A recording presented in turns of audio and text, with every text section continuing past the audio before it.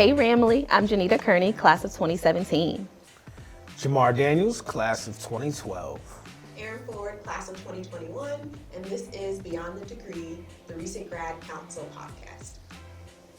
And on today's episode, we are going to be talking about post-grad comparison. So to kick it off, I want to ask Jamar a question.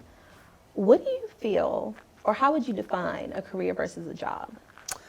Okay, so in my opinion, I would say that a career is a bit more long-term and it really overall supports your professional growth. You're able to make a good living, and again, there's a nice there's room for growth, and you can stick around. Compared to a job, I feel like jobs are super temporary. It's like a gig. It's an in and out situation. What do you guys think? I think when I think about career, I agree. I do feel like it's kind of like a long-term scope. Yeah. And I think just thinking about all the jobs I've had, I would say my overall career has probably been in education. But Okay. I've had different jobs within that career. And now I'm kind of in a point where I'm ready to pivot and kind of start a new chapter or season of my career. So maybe that's a part of it too. Like maybe chapters end as part of your career at some point. I don't Okay. know. What do you think? That's good. Yeah, I agree with the longevity of like a career. I think of within a profession, and then a job could just be like roles within that career, or positions maybe that you hold that's not really where you want to be, but those stepping stones to get to that position in a career. So I like that. yeah. I like that. Well, I think everyone here has somewhat of a story and a journey, and has definitely experienced the job, and then maybe we're transitioning into more of that career, whether we're working for ourselves or working for another organization. I like to talk a little bit about that, but also in this episode, we want to kind of talk about that post-grad comparison game, right? You wonder what that actually is, and I mean, for a lot of us, we see great success. Everybody's winning and doing their thing. And, you know, you might have that classmate that you graduated with who's got that, you know, 6-figure job, and they're winning and they got a new Bugatti, and you're like, whoa. And then you go to the family, you know, function, and everyone's asking, you know, what are you doing now? What are you up to? Or, you know, just, you know, it may be that sense of inadequacy, which I think is definitely false, but we want to talk about how to navigate through that. Would y'all like to share? Yeah, so I don't mind kicking it off. So they always say comparison is the thief of joy. Yes. Well, so is feeling like your family or your peers are way beyond where you would like to be, and you Very see them true. excelling. Like Very true. that's the thief of joy too. They don't talk about. But I will say, like, I remember teaching, and you know, came right out of grad school and graduating, and I was able to teach, and I was like, this is perfect, like awesome, amazing. But I knew I didn't want to be a teacher forever. Like I knew I wanted to move up. So you know, you have to serve your time teaching in order to start moving up. Well, 3 years go by, and I'm like, okay, I've been teaching, I've been volunteering, and one of a girl that I went through the program with, she posts like, oh, just got a principal position, and I'm like, my heart is like in my throat, because what? That should be me. Like, wait a minute. That part. I am happy. That part. I'm happy for you, but since I've been teaching 3 years too, like, why didn't it offer that to me? Right? That's crazy. So I mean, immediately comparison. What did I do wrong? Why am I not good enough? Like all these things of why was I not chosen? Where I did 3 years too. Like I checked every box. Now offer me a position, you know, no. And so we go through, and like another 2 years, I didn't even win Teacher of the Year in like my 3 years, like nothing. Dang. So 3 years, another 3 years go by, seriously, and I'm like, okay, I should be in. homegirl's like moving on up, and I'm like, oh, I'm so, but I didn't even get like student teacher of the month. Like, what's going on? And so it's just, consistently comparing. And what I learned from that is it's not like her journey was not my journey. Oh, you said and that. social media is so prevalent and popular right Yes. now You said that it. everyone highlights the joys and the great things of what's going on, but we don't see the work that goes behind that. We don't see their failures. We don't see their struggles. And I really had to like humble myself and really like understand that that's not my journey. That's not my path. That's not what I was called to do. And I think too, like if I had been so set on that, I wouldn't have accomplished so many of the other things that was personal for me. Like I would not be at the point right now where I am the owner of a whole school. Like, like it wasn't my time. That wasn't Right. my story. And I think we have to stop and reflect on that just because someone else is where you aspire to be doesn't mean that it can't happen for you. It just isn't your time, and your journey is not a race, but it's a marathon. Yes. Yeah, you really hit that on the head. And we're talking about running, right?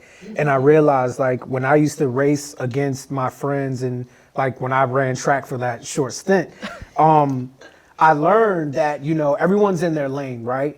And the minute you're running and you start looking to your left or your right and you're looking over, you start slowing down. Yeah. You know what I'm saying? And so I realized that I had to kind of stay focused and stay in my lane and realize that this is not necessarily one of those races. It's a marathon. And so I came across a lot of situations where I felt like I could have chose to be insecure. Like I remember doing orientation and I was working a job as a material handler. And what that was it was definitely a blue collar job, and I had graduated recently. And I was also transitioning from being a cook. So that was like the next step.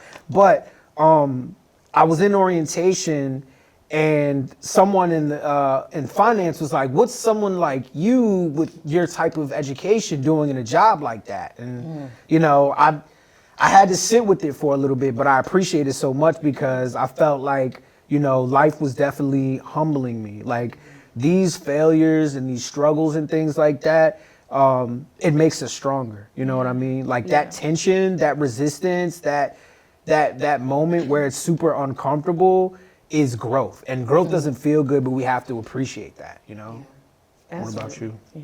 Yeah, I feel like hindsight is 20/20. Yeah. When you're in it, it's like, why is this not happening for me? This happened for everybody else. Yeah. I remember right after I graduated undergrad, I was like, okay, I'm gonna go straight to grad school. I'm on this counseling track, and I didn't get into a lot of the schools I applied to. The one school I got into, I visited it and I hated it. I was like, I can't go here. Like, it's not going to be a fit for me. Yeah. So then I ended up in an accidental gap year back in my parents' house after graduating. And it was just completely not what I planned. And all my other friends, they're in their internships or they're still in Richmond. I'm at home in Maryland having dinner with my parents. I'm just like, why me? bro. Why is this happening to me? Bring groceries. But I took that time. I figured out my next steps. I ended up going back to school to be a school counselor. And hindsight, it's like, oh, everything makes sense now. But when you're in it, it feels so isolating. I was so embarrassed. I felt so alone. None of my school family was there with me.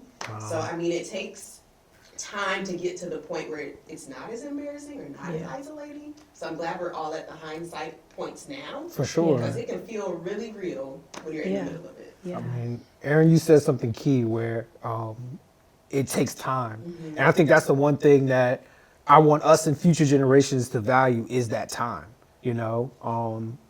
I think anything with quality is made with time. And I think we also see a lot that seems like it was put in the microwave and, that success comes overnight. But I don't think that's necessarily true. I think with consistency comes success, and those failures and those rejections, you think about those people who've been on job interview after job interview after job interview and heard those no's, and it's about being consistent, it's about being persistent. So I think as we continue to host this podcast, we want to continue to find ways to encourage you and let you know, like, what you're going through is definitely normal, but how do you sit in that uncomfortable part with grace and learn how to, appreciate it? Yeah, and navigate it, because Navigate we've all been in it. But Yeah. it's how you navigate it and come out of it that really, really makes you who you are. I know we're in an environment where we're always seeing what everybody's what everybody's doing, and I think for me, what helped was to kind of unplug for a bit and kind of focus on and look at what was happening around me, and take a moment throughout my day to kind of reflect and figure out, well, why is this happening, and how can I turn this obstacle into an opportunity? So if you guys have any other additional like tips or tricks, please share. Yeah, I think living in the world and society that we are in, I think it's very important for your mental sanity at some point to unplug from social media, whatever outlets, social outlets that you have. I think it's needed at some point to just have whether you do it a week or a month or, a few times a month, where you just completely log out, delete the app off your phone or whatever you need to do, and just not, because I feel like that's where the biggest point of comparison happens. You start seeing the highlights, and again, people only highlight the great parts of their life. It's like no true. one's like, oh my gosh, I've been at my job and they gave everyone around me a promotion. Right.